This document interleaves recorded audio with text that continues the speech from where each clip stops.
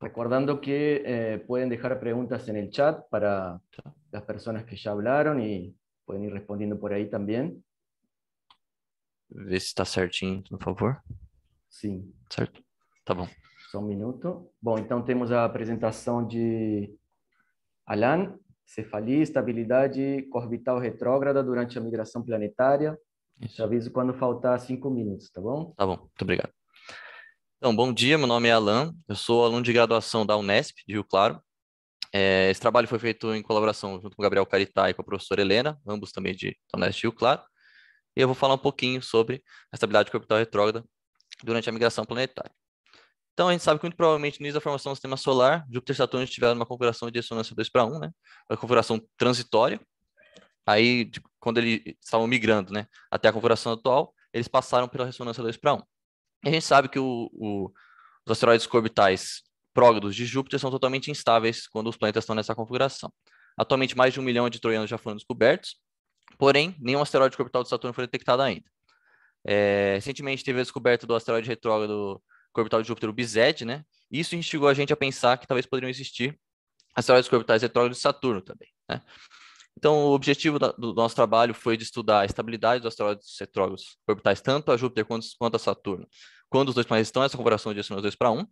Então, nesse caso, a gente está vendo um caso estático, né? Eles estão nessa configuração fixa. E aí, a gente buscou também entender como esses asteroides se comportam quando a gente coloca a migração planetária, quando os planetas eles migram até a configuração atual. E aí, a gente sempre tentou buscar uma relação entre o caso estático e o caso que a gente considera a migração. Além do mais, a gente tentou determinar quais mecanismos são responsáveis pela atual estabilidade que a gente já sabe que existe, né, das asteroides orbitais retrógrados na região orbital de Saturno. Então, utilizando os integradores numéricos Mercury e Rebound, a gente simulou os asteroides nessas duas regiões para dois diferentes casos. No caso estático, a gente vai ter os planetas na ressonância 2:1 e eles têm órbitas circulares inicialmente, né?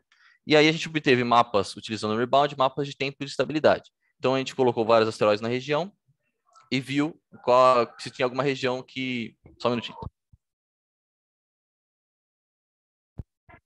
Desculpa, não sei se está atrapalhando.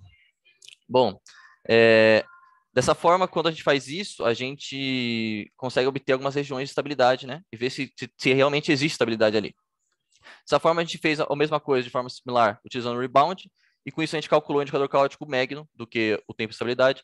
Então, com isso a gente consegue utilizar um tempo menor de integração para obter essas regiões.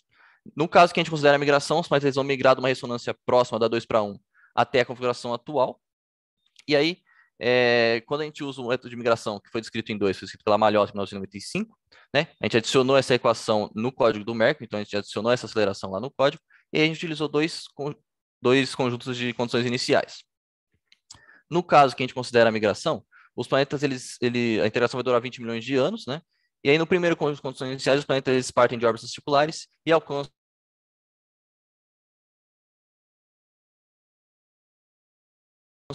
a evolução temporal do semelhante da extensidade dos dois planetas para essa configuração. Então, aqui a gente pode ver que a extensidade de Júpiter e de Saturno estão bem abaixo do que a gente sabe que são atualmente, né? Por exemplo, a extensidade máxima de Júpiter atualmente é 0,06, né? E a de Saturno é 0,08. Então, aqui a gente vê que não é um conjunto de condições iniciais muito bom para a gente se utilizar, mas a gente vai utilizar para uma análise posterior a respeito da região orbital de Saturno. Assim, a gente também utilizou no segundo conjunto de condições iniciais. Os planetas eles começam com uma extensidade um pouquinho maior do que as atuais e aí eles convergem para a configuração próxima da atual. Quando eu falo configuração orbital próxima, seria uma extensidade, um semi-eixo próximo, né? Então, aqui está quando a gente utiliza as condições iniciais, né? Segundo conjunto. E aqui está, eu utilizei coordenadas cartesianas e utilizei uma época, né? Até no próprio Mercury já vem os dados do JPL. E aí, nesse caso aqui, somente para 10 milhões de anos, para a gente ver a variação da extensidade, seria a configuração atual, né? Então, seria como a extensidade dos planetas estão atualmente. Então, a gente pode ver que esse conjunto de condições iniciais descreve um pouquinho melhor a órbita quando os planetas estão na configuração atual. Agora, voltando um pouquinho para o caso estático, falando um pouquinho sobre os resultados para a região orbital de Saturno. Então, aqui a gente considerou primeiro o caso alinhado, então o delta-varp é igual a 180. Desculpa, o delta-varp é igual a 0. E aí a gente encontrou que, diferentemente dos asteroides próximos, os asteroides retrógrados são estáveis, né? Existem regiões de estabilidade quando os dois planetas estão na configuração de ressonância 2:1. Esses asteroides, a gente utilizou mapas para caso planar, que seria esse mapa da esquerda, 179,99 de inclinação, os asteroides têm. O do meio, que é 170, seria o quase planar, e o da direita seria o caso inclinado, que a inclinação inicial é 160 dos asteroides. Então a gente pode ver aqui no caso planar, há uma região capturada pela ressonância retrógrada 1:1. A gente pode até ver que a linha vertical aqui em azul é o valor nominal da ressonância 1:1 com Júpiter, né? E aqui as linhas de colisão em ciano e vermelho de Júpiter e Saturno, respectivamente. E a gente pode ver que existe essa região de estabilidade, e aqui, no quase planar e no inclinado, há regiões mantidas pela ressonância de Kozai, que são interiores e exteriores ao valor nominal da ressonância. Lembrando que nesse caso que a gente utilizou o Mercury, a gente está analisando tempo de estabilidade, né? A gente colocou 1.000 asteroides em torno da região orbital e a gente variou os ângulos orbitais de forma randômica, para a gente ter a maior quantidade de configurações orbitais possíveis, iniciais, né? De uma forma fácil. Então a gente fez de forma uniforme, também distribuiu uniformemente. Então, nesse caso, tudo bem, a gente consegue observar umas regiões. A gente queria obter o mesmo resultado utilizando o rebound e calculando o indicador caótico MEG. Então, fazendo isso, a gente utilizou agora não os ângulos orbitais de forma randômica, mas assim, certos ângulos orbitais para o nosso ângulo ressonante, o φ estrela, né, nesse caso retrógrado, ser igual a 0, nesse caso, alinhado. E aí, a gente obteve regiões muito parecidas, as mesmas regiões, né? Então, aqui a gente vê a região capturada pela ressonância 1:1 e regiões interiores e exteriores mantidas pela ressonância de Kozai, né? E aqui eu utilizei já inicialmente o ômega, o big ômega e o m igual a 0, né? Para o φ estrela ser igual a 0. Então, fazendo a mesma coisa agora para o caso anti-alinhado, que agora sim é o delta var pi igual a 180, a gente percebe que as regiões, por exemplo, a região aqui no caso inclinado, ela é predominantemente mantida pela ressonância 1:1, uma região maior, né? Só que essa captura também acontece no caso quase planar e inclinado. Então, a gente gostaria de ver agora, no caso, quando a gente analisa o Magno, né, utiliza o rebound, se a gente consegue observar essas regiões. Então, aqui, a gente pode ver que as regiões mantidas pelo mecanismo de Kozai continuam existindo normalmente, né, até maiores do que anteriormente. E aí, agora, a gente vai obter, para o caso anti-alinhado, os mapas de estabilidade calculando o indicador caótico MEG. Então, agora para φ estrela igual a 180, né? Que é o caso anti-alinhado. Então, o ângulo ressonante, que seria um ângulo ressonante. Então, para esse ângulo ressonante, a gente utilizou inicialmente ômega igual a 180, m igual a big ômega igual a 0. Só que para isso, para essas condições iniciais, a gente não achou as regiões de estabilidade que a gente estava querendo achar, que seria as regiões mantidas pela ressonância 1:1, né? No caso quase planar e no caso inclinado. Então, a gente tem que usar outras condições iniciais. Essas outras condições iniciais foram ômega igual a 190 e m igual a 270, de modo que a gente vai ter o φ estrela igual a 180 novamente, né? Então, agora a gente consegue achar as supostas regiões, né? Então, aqui a gente pode ver que essa região apenas é exatamente a mesma, né? Não tem muita variação, nem é tão importante estudar essa parte, mas aqui no caso quase planar, essa é uma região capturada na ressonância 1:1, e no caso inclinado, essa região dá para ver que ela é claramente destruída, né? Então, como o indicador caótico MEG dá uma informação mais precisa para a gente sabe que aqui, por encontros próximos com Saturno, a ressonância 1:1 não vai proteger essa região e essa região vai ser destruída. Pode ser que essa região seja em partes também destruída, mas para esse tempo que a gente utilizou, ela sobrevive uma boa. Então, agora partindo para o caso de planetário, a gente quer ver se a gente, utilizando o modelo que eu comentei, se a gente obtém regiões similares. A gente obteve, para o caso orbital de Júpiter, a gente obteve regiões muito similares, então, para aquelas inclinações, vai acontecer realmente a região ressonância 1:1 e as regiões de Kozai, e até eu coloquei alguns exemplos. Então, aqui a gente vê que o asteroide ele é capturado por Júpiter logo lá quando Júpiter e Saturno estão na ressonância 2:1, e aí ele acompanha Júpiter até a configuração atual, sendo que ele não sai da ressonância, né? A gente pode ver que ele acompanha mesmo. Esses aqui são os elementos orbitais do asteroide, tá? Então, aí ele acompanha bonitinho Júpiter a configuração atual. Quando a gente vai ver um caso de Kozai, a gente vê que ele está numa região exterior já a Júpiter, né? E aí ele já é mantido em estabilidade por esse mecanismo. Então aqui a gente vê que o argumento do periastro ele libra, né? Mostrando que realmente está acontecendo a ressonância de Kozai. Já na região orbital de Saturno, partindo da região orbital de Saturno, a gente sabe que no caso estático os asteroides são totalmente instáveis, né? Então a gente tem que pensar o que será que causa essa instabilidade. Pode ser uma sobreposição de ressonância e movimento médio, pode ser esses dados dos planetas, pode ser uma sobreposição de ressonâncias seculares, e para isso a gente tem que investigar, né? Aí a gente tirou a interação entre os planetas, né? Para a gente tentar analisar isso. Por quê? Porque quando a gente tira a interação entre os planetas mexendo no código do Mercury, claro, a gente vai ter dois problemas de dois corpos. Então, a gente vai ter duas órbitas fixas, Júpiter e Saturno, né? Nesse caso, na ressonância 5:2 que a gente está estudando, né? Que a gente quer estudar como a região orbital de Saturno é instável hoje. Por que ela é instável hoje, né? Então, quando a gente faz isso, a gente consegue ver, quando a gente tira a interação, a gente tira os elementos, as interações seculares, né? Então, a gente não vai considerar mais a ressonância secular nesse caso. Alan, 5 minutos. Ok, obrigado. Então, nesse caso, a gente vai estar vendo só as duas órbitas, né? Que são fixas, só varia a anomalia média, e a gente vai ver que se tiver estabilidade, quando a gente considera esse modelo sem interação, pode ser, se tiver estabilidade, pode ser que seja uma ressonância secular, porque ela não está agindo nesse modelo, né, fictício, né? Se tiver uma instabilidade, pode ser que seja a intensidade dos planetas ou uma sobreposição de ressonância de momento médio mesmo. Seria 2,5 e a 1:1 com Saturno. 2,5 com Júpiter e a 1:1 com Saturno nesse caso. Então, quando a gente fez isso, a gente obteve uma grande estabilidade, então a gente sabe que um dos fatores pode ser a ressonância secular. Porém, quando a gente faz a migração utilizando o primeiro conjunto de condições iniciais, que seria aquele conjunto que os planetas têm a densidade mais baixa que as atuais, a gente vê que uma estabilidade surge. Então, parece que a densidade pode ser que cause, né, a densidade dos planetas, nesse caso aqui, é mais baixa e tem estabilidade. Quando a gente usa o conjunto 2, que os planetas têm a mesma densidade que a densidade atual, uma densidade próxima, né, a gente vê que a região ela desaparece, então a instabilidade desaparece. Então a densidade dos planetas pode ter alguma relação com essa instabilidade também. A gente pode ver aqui que tem uma região em 0,1, que é medida pela ressonância 1:1, aqui, e ela né, a gente tem que a gente pode ver claramente que aqui, quando a gente considera os planetas excêntricos, ela vai perturbar essa região, então, enquanto os próximos com o planeta vão fazer com que essa região seja destruída. Agora, para os casos que mantidos pela ressonância 1:1 e por ressonância de Kozai aqui também, de 0,15 a 0,4, a gente não sabe o que causa essa instabilidade, né? Então, a gente supõe, pelo negócio pela simulação que a gente fez de interação, que a gente tira interação, que pode ser uma ressonância secular. Então, a gente foi investigar a respeito disso. Então, a gente encontrou que na região acontece uma sobreposição de duas ressonâncias seculares, que seria de frequência N5 e N6. A N5 seria de Júpiter e a N6 de Saturno, né? Uma ressonância secular é basicamente quando, nesse caso, né, a gente tem que a frequência de precessão da órbita dos dois planetas se aproxima da frequência de precessão da órbita do asteroide, e de forma que faz com que a extensidade da órbita do asteroide aumente. Então, a gente pode ver aqui que a gente analisou um parâmetro circular, né? E quando esse parâmetro fica próximo de zero, a gente sabe que a ressonância circular está ocorrendo. Então, a gente vê que tem a libração tanto do N5, tanto do N6. E aí, quando acontece isso, a intensidade do asteroide aumenta, fazendo com que ele saia da região orbital, né? E aí ele se torna instável em relação à região orbital, mas ele só sai dela mesmo, né? Porque o semestre está constante, depois ele aumenta. A mesma coisa acontece aqui para o caso inclinado, esse caso é o planar, caso inclinado. Então aqui a intensidade de mais ou menos 0,15, acontece a ressonância circular, ele tem aumento da intensidade da órbita do asteroide, e aí ele sai da região orbital. Então, só recapitulando tudo, né?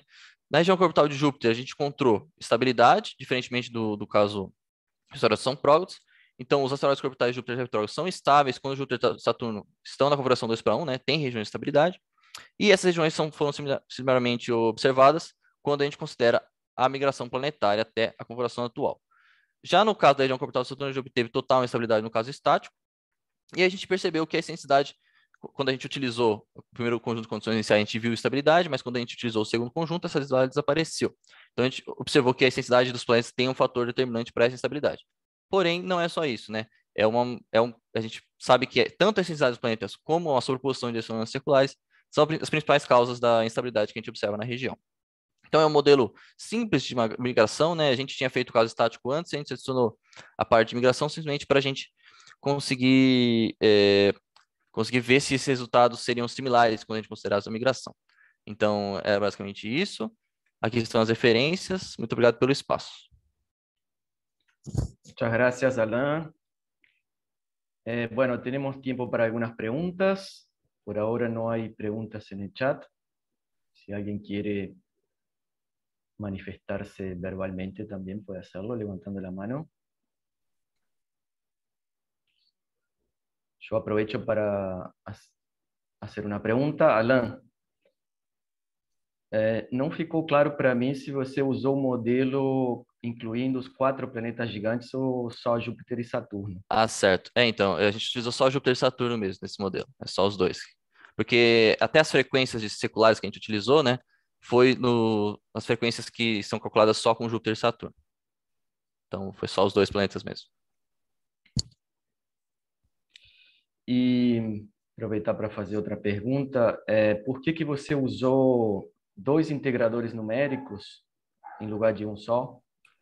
Então, porque o Mercury, a gente queria obter com um indicador caótico Magno, né? E o Mercury não tem essa possibilidade, a gente consegue calcular.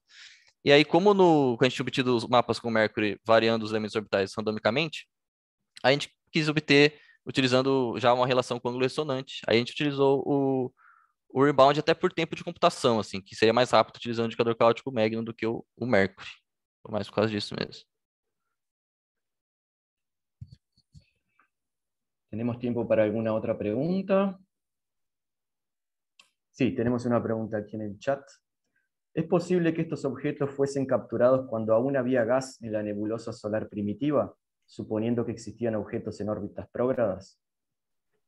Então, eu realmente, assim, porque esse estudo, né, foi instigado por conta da descoberta atual, né, do BIZED, né, que é o asteroide orbital retrógrado de Júpiter. Então, eu não sei, ele pode ter sido, ele está há muito tempo nessa configuração, né, então ele pode ser que esses asteroides tenham sido capturados, mas aí quando a gente considera uma nuvem, né, a gente vai ter que considerar muito mais coisa, porque esse modelo é bem dinâmico, né, então não considera nuvem de gás, não considera a questão de massa, não considera densidade em torno de uma nuvem de gás, nem nada.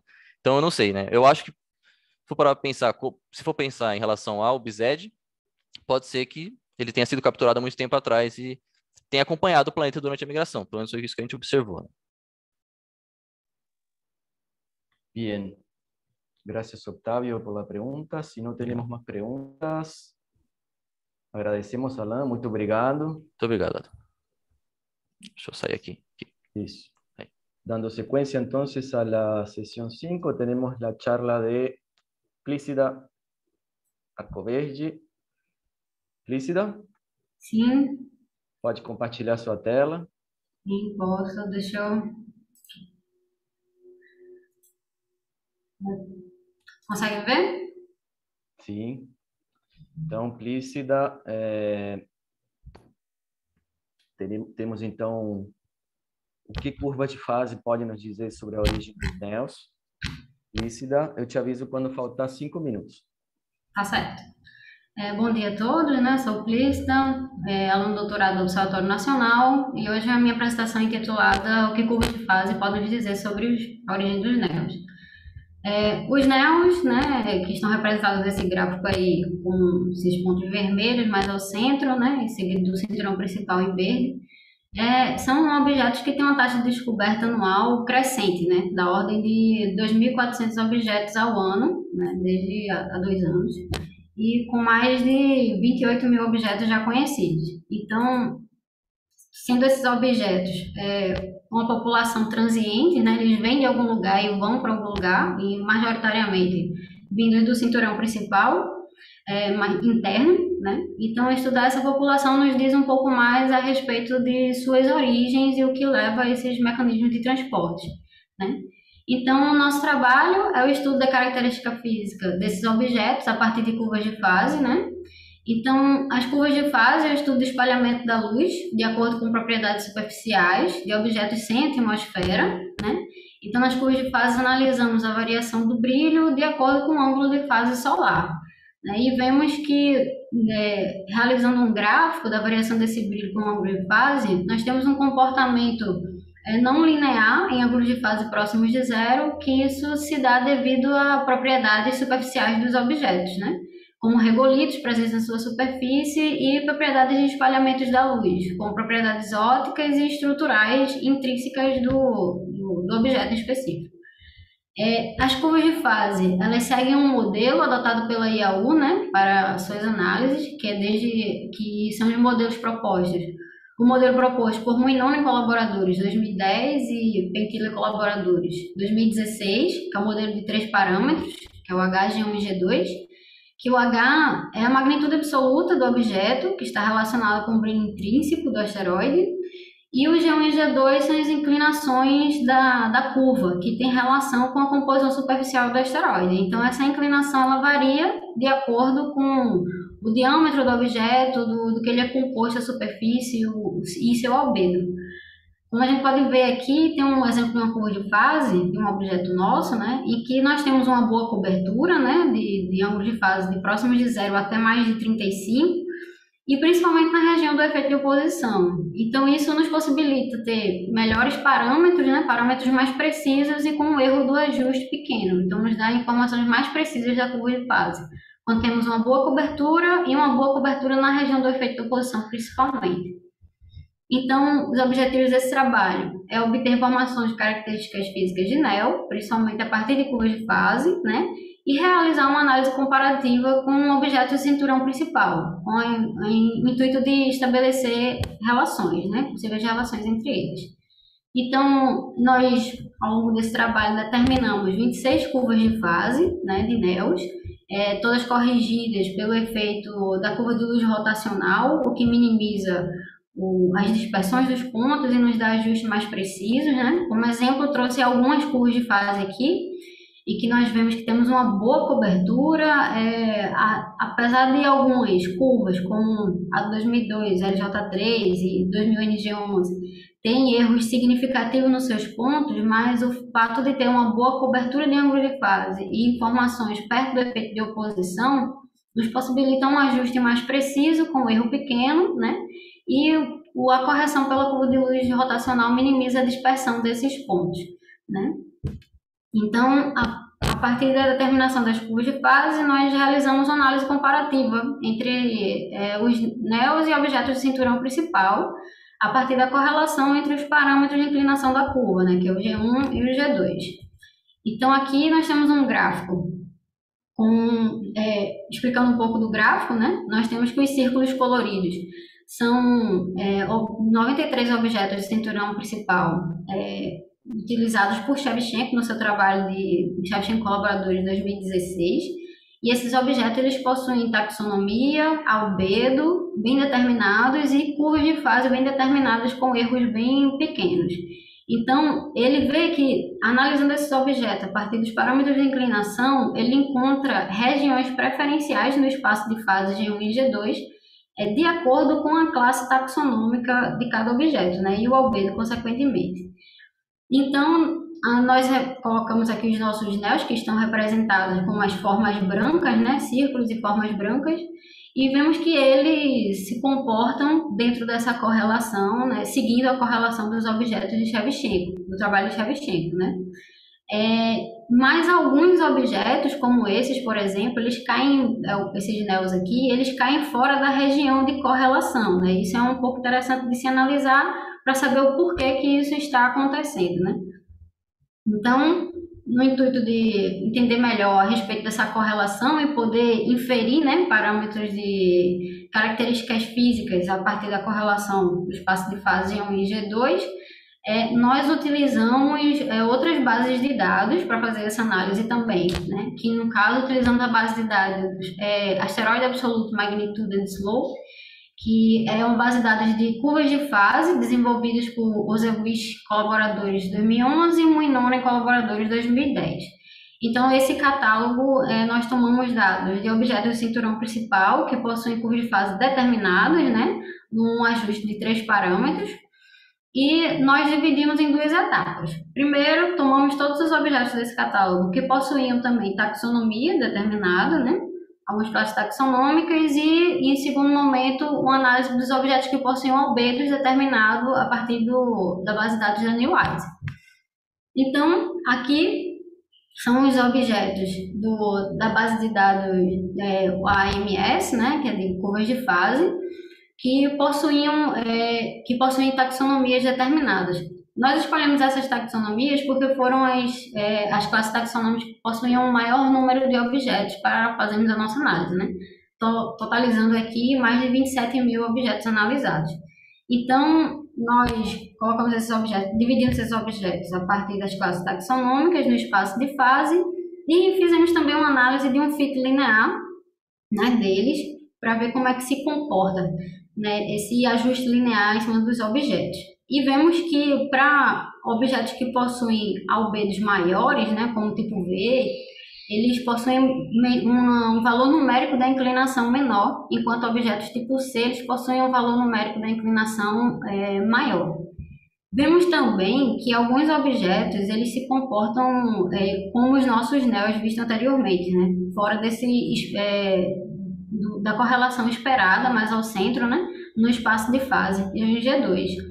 Então, analisando esses objetos em específicos, né, que foram da base de dados tipo C e tipo D, nós vemos que eles possuem tamanhos pequenos, né, com menos de 5 km de tamanho. E dos nossos NEOs, apenas 2 deles possuíam diâmetros determinados e também são objetos pequenos, né? Então, isso pode ser devido a serem objetos pequenos e isso, a curva de fase poderia dificultar, no caso, da determinação da curva de fase, né? O tamanho desses objetos. Também fizemos uma análise de densidade, assim como no trabalho da Shevchenko, né? E comparamos com os nossos objetos. E aqui nesse gráfico colocamos também os nossos NEOs que possuem taxonomia determinada, né? Que estão representados em cores diferentes, né? E dessa primeira parte, nós temos como resultados que, analisando a distribuição de densidade, né, nós temos que os tipos C e os tipos S, eles têm umas regiões mais preferenciais, assim, mais destacadas, né, assim como visto anteriormente por Shevchenko. Porém, e objetos fora da região de correlação foram objetos menores, assim como os nossos NEOs, né? Mas no geral, essa análise de densidade ela se torna conclusiva porque acaba tendo uma distribuição muito grande desses objetos ao longo dessa correlação, né, no espaço de fase, e isso pode ser dado devido à precisão dos dados de curva de fase desses objetos, né? No trabalho de Shevchenko, por exemplo, nós temos erros muito pequenos para as curvas de fase determinadas, enquanto aqui no catálogo nós temos que os erros vão até 0,5, né, do ajuste. Então, isso pode influenciar bastante. E agora, a parte que nós fizemos com objetos que possuem albedos determinados, né, pela NeWise, nós dividimos em albedo muito baixo, intermediário e albedo alto, totalizando mais de 38 mil objetos aqui para a nossa análise. Mais uma vez, a gente nota que há objetos, né, aqui, né, na nossa divisão de albedo muito baixo e albedo baixo, que estão fora da correlação esperada no espaço de fase. E quando analisamos o seu tamanho, também são objetos pequenos, né? E nesse caso, como eles possuem albedo determinado, eles são objetos de albedo baixo, né? De até albedo, na nossa classificação, albedo baixo. Então, o fato deles terem um albedo baixo e serem objetos pequenos pode influenciar, né, na hora de fazermos a nossa análise da correlação entre esses parâmetros e eles acabarem ficando fora da região esperada de correlação. Fizemos uma análise de densidades também, né, e especificando alguns NEOs que possuem albedos já determinados na literatura, como podemos ver, e concluímos que a análise dessa densidade de albedo baixo, ela se assemelha bastante aos tipos taxonômicos C e D, né? Quando temos aqui albedo baixo e albedo muito baixo, na nossa divisão que fizemos, nós vemos que tem uma certa semelhança com a análise de densidade feita pelos objetos de Shevchenko com classes D e C, de tipo taxonômico, né? Esse dá 5 minutos. Tá. E vemos também que a inclinação do fit linear no espaço de fase, ela diminui com o aumento do albedo, né? Então, quando analisamos objetos com albedos mais altos, temos que a inclinação desse fit tende a diminuir, assim como vimos quando analisamos por taxonomia. A região de albedo médio, ela possui uma maior concentração de objetos e acaba nos dando uma análise inconclusiva, porque tem uma distribuição, tem uma boa distribuição ao longo do espaço de fase desses objetos, então acaba não tendo regiões preferenciais, né, nesse espaço de fase. E objetos pequenos, né, eu diria até menor que 10 ou 5 quilômetros, possuem localizações fora da correlação esperada nesse espaço de fase também. Como conclusões, né, a análise entre essa correlação com dados do catálogo AMS, ela se torna um pouco inconclusiva, né, no geral, porque os erros do ajuste, eles são bem significativos, e quando fazemos essa análise com objetos, com erros próximos dos objetos utilizados por Shevchenko, por exemplo, nós temos que o número reduz bastante e ficamos com uma quantidade suficiente para fazermos análise, né? Quando temos dados mais precisos, por exemplo. Então, para realizar essa análise no espaço de fase, é necessário ter dados mais precisos para poder fazer essa comparação, né? Então, curvas de fase determinadas com erro muito grande acaba não ajudando na hora de fazer essa correlação no espaço de fase. Já os nossos NEOs, quando comparados com esses objetos que analisamos do catálogo, são objetos pequenos, né? Em sua maioria, e diferentemente do catálogo, mas embora eles sejam pequenos, nós conseguimos determinar 26 boas curvas de fase, né? Com erros pequenos também, né? E ao longo desse tempo. E é isso, obrigada. Muito obrigado, Plícida, parabéns. Vou ler aqui algumas perguntas que chegaram no chat. O Álvaro pergunta se vocês fizeram as curvas de fase em mais de um filtro. Eu tentei fazer, inicialmente, quando iniciamos as curvas de fase, a gente não tinha o filtro V, né, que era um dos nossos objetivos, e eu tentei fazer para outros objetos no filtro V, mas acaba que alguns dados não ficaram legais. Temos algumas curvas, mas muito poucas, acho. E os erros são muito significativos, então não valia muito a pena usar na nossa análise. Então ficamos apenas com o filtro R. Perfeito. Ricardo, felicitaciones por el trabajo y deja un comentario aquí. Hay que tener cuidado con los albedos, WISE o NeoWISE, porque si la observación fue realizada en ángulos de fase muy diferentes a 0 grados, comete errores muy grandes. Sim. Eu utilizei os albedos da NeoWISE, eu utilizei os albedos determinados no visível, né? E os dados para compor as curvas de fase, eu tomei do catálogo, né? Então, eu peguei os dados do catálogo AMS e esses objetos do catálogo que tinham em comum com os objetos da NeoWISE, eu utilizei os dados, eu separei por faixas de albedo. Então, acabei não utilizando os dados da NeoWISE para determinar as curvas de fase. Eu só tomei os dados da NeoWISE de informações de albedo. Para ter esse cuidado. Muy bien, ¿tenemos tiempo para alguna otra pregunta? Por el chat, o levantando la mano.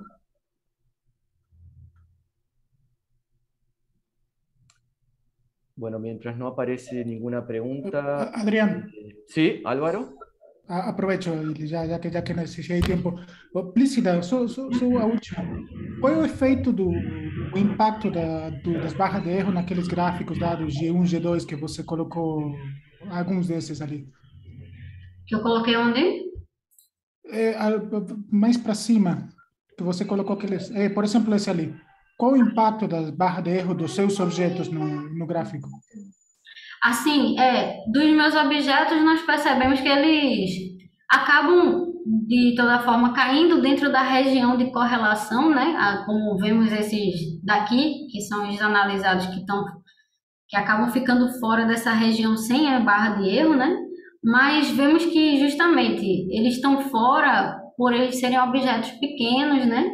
E essa barra de erro tão grande pode ser devido a isso, né? Serem objetos pequenos e não dá para determinar tão bem a curva de fase com um erro tão pequeno, né? E por isso que eles caem fora da região de correlação. Então foi isso que nós percebemos percebendo essa barra de erro deles, alguns bem grandes. Obrigado. Muy bien. ¿Tenemos alguna pregunta? Todavía hay algo de tiempo. Eu tenho uma curiosidade, Plícida. Existe alguma diferença, seja em classe taxonômica, ou em albedo, ou em tamanhos, entre as diferentes populações de NEOs? Então,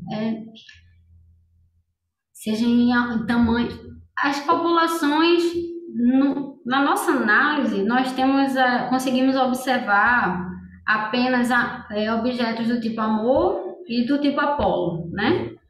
Apenas, acho que na nossa amostra temos apenas um átem, mas isso se dá mais pela questão de visibilidade no céu, né? De conseguirmos ter, do fato de conseguir ter dados. Então, como majoritariamente nossos dados são mais do tipo Amor, eu não poderia dizer, conseguir fazer em relação a dados de curva de fase, dizer algo do tipo, sabe?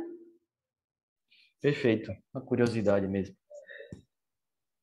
Muito obrigado, Plícida, pela apresentação. Parabéns novamente. Obrigada. Y bueno, con esto damos por cerrada, ¿sí? La sesión 5.